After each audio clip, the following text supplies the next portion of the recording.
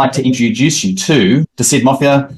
He's become a great friend of mine. I really like Sid. We get on like a house on fire, and we're always enjoying talking, etc. And his background is in fundraising.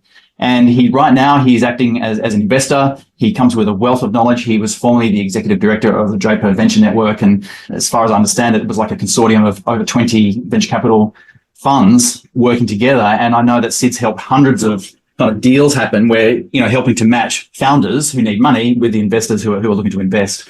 And really what this is about too is it's about actually helping people like me who all the businesses I've started on bootstrapped myself, but I don't know enough or a lot about funding at all. And to me, it's this other world. I'll put my hand up as a complete newbie. I probably should know a lot more about it, but I don't. And so that's why Sid's here to talk about it. And the kind of target and the purpose of this call is to explore some of these basic concepts to help people get started on the right foot if they're looking for funding of the many different types that are available. So Sid, thanks so much for joining us. And I'm going to hand over to you and kind of hit you with the first question, I guess, is from your point of view, from all the wisdom and the insight that you've seen, what's going on in that kind of VC industry now? And for people who aren't familiar with it at all, where do they start? What do they look for? What are the myths and misconceptions? All those kinds of things we kind of talked about before. Awesome. Well, thanks for having me, Nick. It's really great to be here and great to see you guys. Chris, good to see you again. Yeah, so I've worked in the venture capital space for the last 10 years, and we've had a bull run that lasted about 10 years. So it's been a good 10 years to be in venture investing, but things have definitely shifted quite significantly over the last year and a half.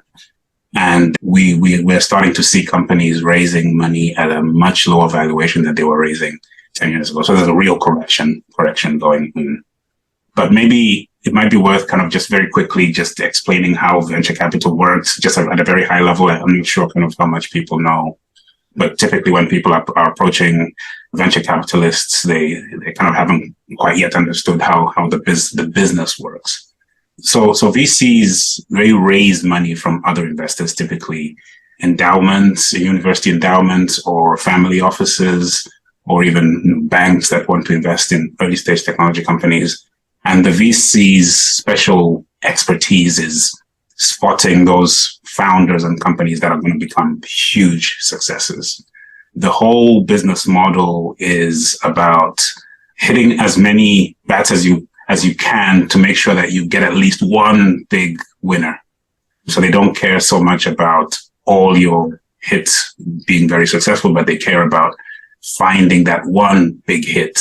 And there's typically every 5 to 10 years, there's typically one company that's like that. So 15 years ago, people were looking for Facebook.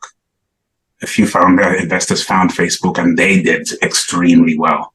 And then they were looking for Uber. They didn't know they were looking for Uber, but that's what they were looking for.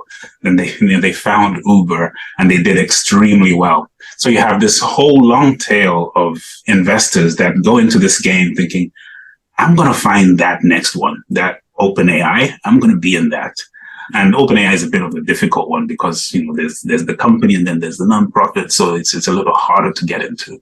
But basically that's the game. So they typically will invest in 20 companies or so if they're investing later on. If they're investing earlier, the recommendation is really invest in as many as you can. In fact, they've done the math and it's actually a good idea to invest in, if you can, 100 companies, because the math then works out for you to get a good return and get a good return for your investors. But it's sometimes not physically possible for you to do that. So a lot of investors go for a more targeted approach and say, right, we'll be very focused on a space that we understand well so we can identify the founder when we see them. And we'll invest in 20 companies. We expect half of them to go to zero. We expect half of the others to maybe make the money we invested in them back. And then these others, they've got to hit it out of the park for us to return our money to them. They typically raise money in cycles. So they'll raise a 10-year fund. And within that fund is when they'll do the 20 investments and expect to return back money to their LPs so that by the time they reach year 5 of that fund, they're raising the next round, usually earlier, but at least by year 5, they're raising the next fund so they can invest in more companies. So you might raise a seed round from the first fund and then raise your next Series A round from their next fund, and they have to make sure that the math works for them for their investment in your company. What they're looking for, they're typically looking for a founder on a mission, somebody who's solving a real problem in the world that they can see. They're looking for the right team behind that founder. For the big breakthrough companies, they're looking for either a technology or a customer breakthrough in how you serve your customer. So, for example, Facebook, the technology itself was kind of already there, but it's how they served the customer that was new. And they found a way to really engage, customers and really bring them back, and it was sticky. So they're looking for something like that. That's like, oh, this is new. So, like we're all experiencing now with AI and ChatGPT. I've been talking to my wife about ChatGPT for the last 6 months. And finally yesterday she tried it and she was like, oh my God. So you're looking for something like that. That's, it's transformation. It's like, oh, everybody's going to start using this. And then what's the market doing and the timing? So a lot of companies, they might have the right product, but it's the wrong timing. And they're looking also at their own economics as a fund and what they've promised their investors. So a lot of times you get investors that will say, we can't invest in you. We love you. We really do. But we can't invest in you because, we have another company in our portfolio that is in the same space and we can't compete with that, or it's outside of our mandate of what we promised our investors that would be investing in. So those are the kind of things that they're looking at. So that's a quick kind of a whistle-stop tour of kind of how the business works. But I always recommend it's useful for a founder before you approach the investors to just really understand what their motivations are, what their economics are like before having the conversation. I guess that's in my mind, I'm seeing that as larger VC companies. And my work with entrepreneurs is quite a lot of them don't need what you might say is you hear about in the news reported, someone's just raised $5 million or they've raised 3 million. It might be that they need $1 million or 750, or it might be they're not quite sure how much they need to raise. So for people in that kind of situation, they might not be thinking to themselves, well, I don't have the next Facebook. No one's going to give me $5 million. I don't even know what I'd do with 5 million, for instance. How do they begin to even just, push forward? Because like an injection of money could be a phenomenal kickstart to a business, whether it's just even providing a marketing budget or the ability to hire consultants that can help them, but they just don't need $1 million. So how would someone like that begin to proceed? I would look at angel investors and angel networks. So often angel investors, so they invest pretty early, and it's typically individuals that develop an interest in investing. They might be doing another thing. They're definitely full-time angel investors. But I would look at that route also because the way angel investors tend to make their money is not necessarily waiting for, no, so I didn't say this. The way VCs make their money is when they exit the company. So when the company sells on the public markets or it sells to another buyer, that's when, they get their money. The way angels tend to exit is when, so they invest very early in a company. They might be the first investors. They put, $2K, $10K, $50K into a company because they believe in the founder and what the founder is doing, or it's in a space that they really understand very well. They're a doctor and this is revolutionary for the thing that they do. They tend to have opportunities to exit when institutional VCs come into play. So then they can, not have to wait for the final outcome, even though if they want to, they can. If you're in Facebook, you should. So they have a different line of sight. So they could invest 50K today and get 100K out next year or the year after and be happy. It's like I doubled my money in 3 years, and they're happy. So that's where I would look. I would also look at crowdfunding if your product or service fits crowdfunding. And Luke, I was thinking about what you're doing. I think if structured right, it could be interesting for crowdfunding because it's a problem everybody has and everybody can relate to. So if you said, hey, if you invest in my company, so you need to give them, crowdfunding works on incentives. Typically it's a product and we're pre-selling the product. So if you invest, you'll get the first batch of the product. And so you're excited about it. You say, hey, here's my $500. I'll put down a $500 because I know I'm going to get a nice bike, when it comes out or something like that. So if there's a way to provide some incentive, like, I don't know, where, we're getting everybody out of student loan debt, and for every 500 people that we get out of student debt, we're going to give X to the backers, something like that. Come up with some incentive program. That would be a good one for crowdfunding. It works really well when there's business to consumer direct kind of relationship. I'd also look at accelerators and incubators. They tend to be very specialist.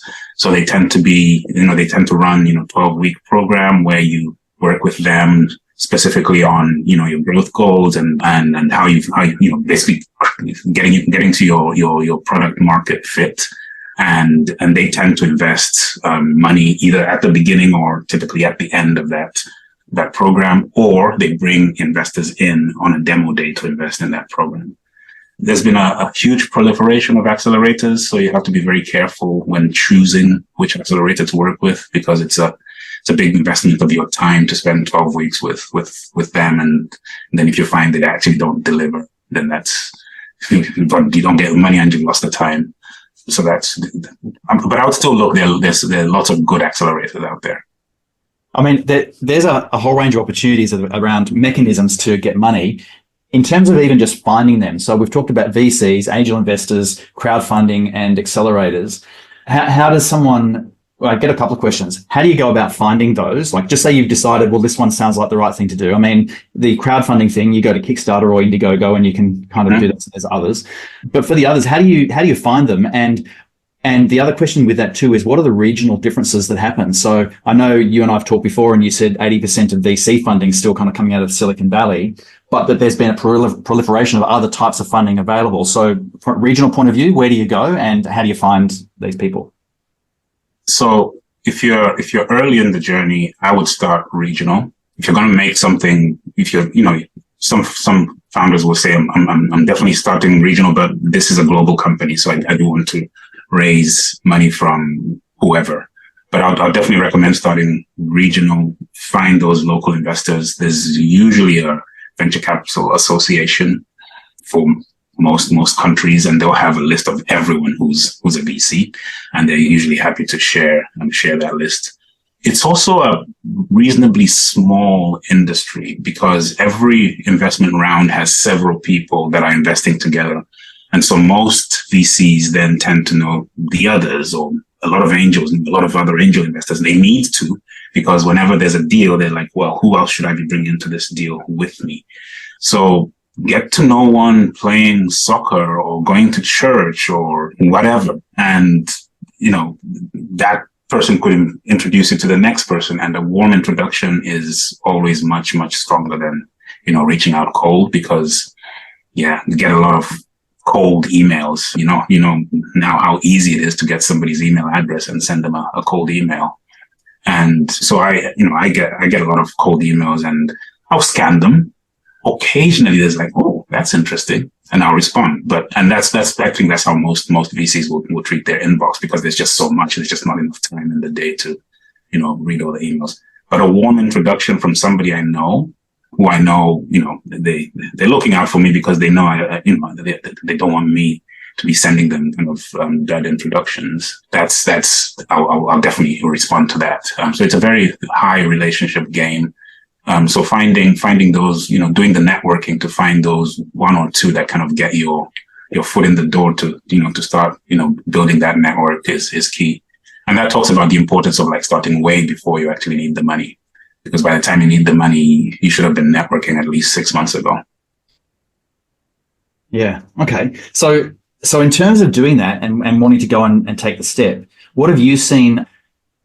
The common mistakes that people make in this situation, because I know there's, and at least from people I speak to, and even, with myself, the way I've thought about it too, is like, hang on, I've got this idea. It's mine. I don't want to give away the farm. That's the absolute classic thing. I don't want to lose control. I don't want to have someone who's now telling me what to do, so I feel like I've got a job and all that kind of thing. But obviously there's responsibilities you have to people investing. So yeah, what, in terms of just in the time we've got, one or two of the kind of common errors that you see happen from your side of the game with people trying to find funders? I think the matching question, it's a really good question. The matching question is really important, because not all investors are created equal, and not all investors are a fit for what you're doing. So not doing the research up front to find out what they invest in.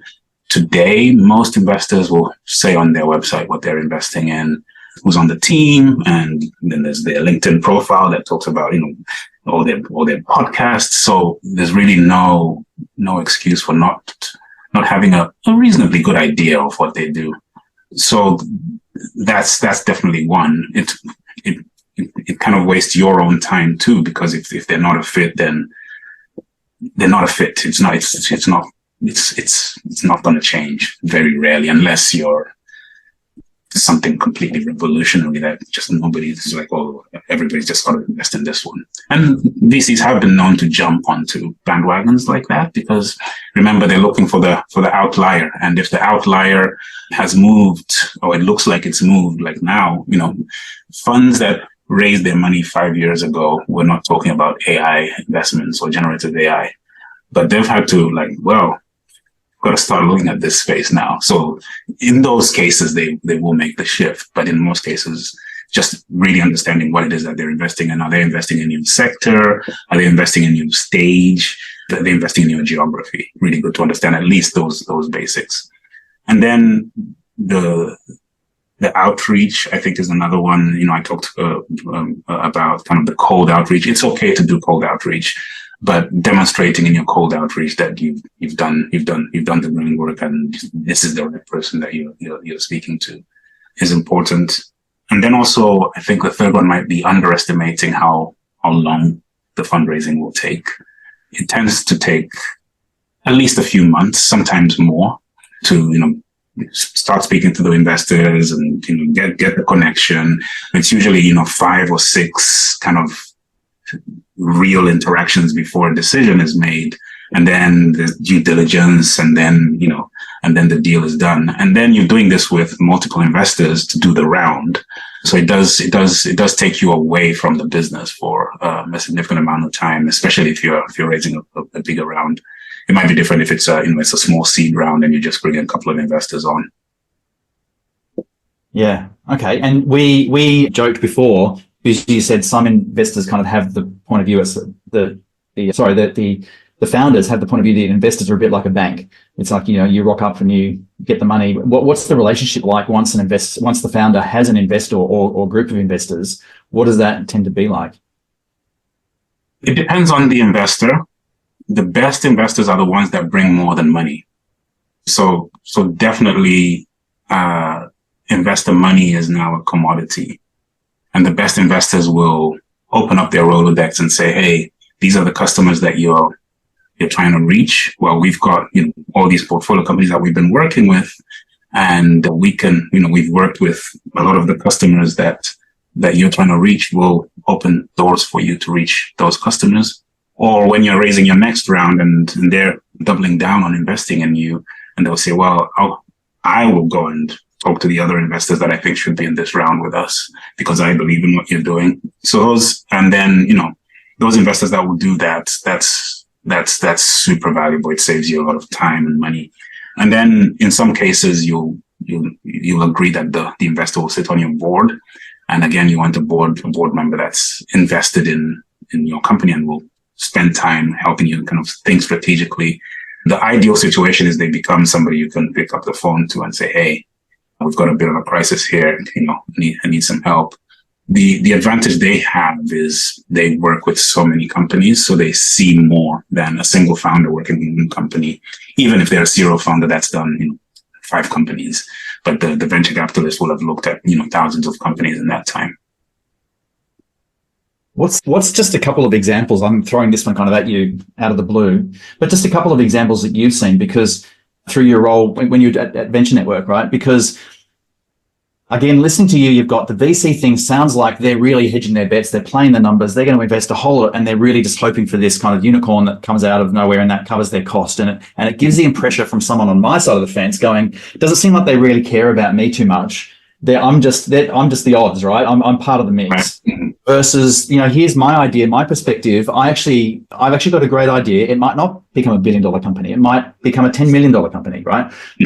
And it means a lot to me, and it means a lot to the customers I've got. And I want the investor or whoever is investing in this idea to follow my mission, right? So what's some feel-good stories you've seen happen that aren't the unicorns, but they're businesses that have launched that have done really well just through the network that you've been a part of? Yeah, there's some companies that even when we've invested in them, we know they're not going to be like the huge outliers. And this happens a lot in some of the nascent ecosystems. So when venture capital is just getting started in Greece, for example, what you're just trying to do is just prove that there's a case for venture capital. And you invest in good companies that are going to be solid companies. And so we've seen this kind of happen many times over. I would say Australia is a kind of one of those up and coming ecosystems where investments like that might be made by venture capitalists and angels. But as the ecosystem matures, it just becomes too competitive for investors, because the hardest part of the investor's job is raising capital for their fund. So they need to be able to, at the very least, compete with others who are raising money at the same time, so that they can go to their limited partners, they call their investors, and say, hey, we're finding the best companies, so you should invest in us. So after the ecosystem develops, it becomes harder to justify those kinds of investments. But early on, and also early in the investor's journey, when they're just trying to prove that they're able to pick companies, that happens. And then the other place that happens this is where I would look, is with angel investors and angel syndicates. Because what you have there is people that kind of gather around, call it a cause or a specific sector. So it might be an angel syndicate of people that are in manufacturing, and they love the fact that new kinds of manufacturing are happening. Or it might be an angel syndicate of women that want to back women. And there are a few of these that exist. One of them is run by my friend. And what she did was basically say, well, I need more women investors. And the reason I need more women investors is we want products that we like to be invested in. We want them to exist in the world. So then you have a different reason for investing, rather than just hey, I want the outcomes. Like, no, I want these products to exist in the world, and I want these founders, the women founders, to be investing. So then so if you look at the kind of the specialist kind of investors, then there might be a fit for something that you're doing. And just as we kind of wrap this up, because I also wanted to allow a little bit of time for anyone who had any just kind of questions, not that we want to, steal too much of your time. Sure. But given the economy, what's going on, Bitcoin's also back up to, I think it got over 46,000, but it was at least 45 yesterday when I looked. Yeah. Right, and I know you mentioned that there's still a ton of activity going on in blockchain and crypto. But what's it actually like? I know you said that money's harder to come across right now, and that valuations aren't as high and all that kind of thing. But still, what are you seeing in terms of just the free market and the whole idea of entrepreneurship and what's the attitude? Because the news is doom and gloom, but what are you seeing actually on the ground with people doing stuff and making things happen? I think it's actually an exciting time to be an entrepreneur. It feels to me like a little bit like it was when the internet first became a thing. All of a sudden, it's the economics of starting a company have changed. So with AI, your ability to reach people, your ability to serve them is changing very, very rapidly. And we're all in the throes of learning how this pans out, but we can all see that there's a very significant change. So it's going to become cheaper by an order of magnitude, I think, to start a company. And I think the time to be in there kind of figuring things out is now. So I guess it's kind of coincidental that that's happening when the economy is also doing this correction. So it's kind of self-reinforcing, right? There's less money and you need less money, so you use less money and you're able to create much, much more efficient companies. So there'll probably be a period of reckoning for us and investors in general, because we're kind of reckoning with where's this gonna sit. So for a few years, I think it will be like that. And then it's going to accelerate again, because what happens when we figure out cheaper ways of doing things? For a while, we do less, and then it blows up. Then we do even more than we did before. So it feels to me like we're on the ground floor of a new wave, and this is a really great time to be building. Mm. Well, that's good. That's nice and optimistic. Good note to finish on. That's my view. I like it. Well, just as we begin to wrap up, the two things I want to do is, one, not that this is a pitch for it at all, but you do have one of the new things you've launched is a workshop for people who are at this phase of wanting to really figure out how to approach funding. So, they wanted to learn all about it and all the ins and outs. And you've got a very detailed, program that's quite affordable from my point of view that they can go and look at. So I will, if there's anyone interested in here, I can actually send a link across. So that's one of the things I wanted to just make sure I let people know.